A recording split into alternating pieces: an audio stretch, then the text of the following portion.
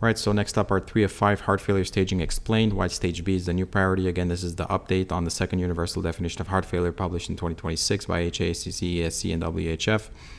The staging is essentially unchanged. So just to recap, stage A is at risk with no structural heart disease. Stage B is pre-heart failure, essentially patients that are asymptomatic but have structural functional abnormalities present with no symptoms.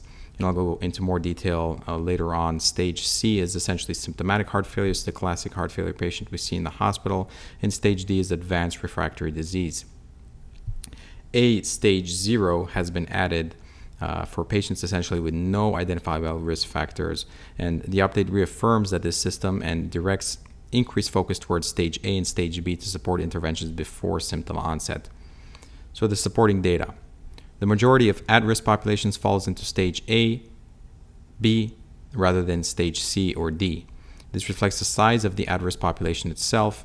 Factors such as hypertension, diabetes, and obesity are each individually common in the general adult population and each independently sufficient to place a patient in stage A.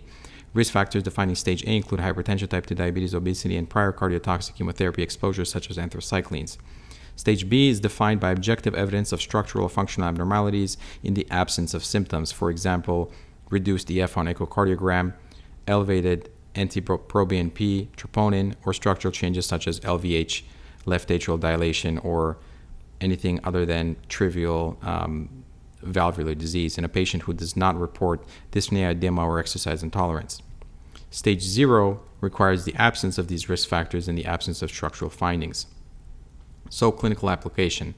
A patient essentially with long-standing hypertension and low normal EF on echocardiogram meets stage B criteria and should be documented and managed as such, not recorded as incidental echo finding. And the same applies to an asymptomatic diabetic patient with early structural changes or a patient several years post-anthracycline exposure with a normal exam but reduced EF on surveillance imaging.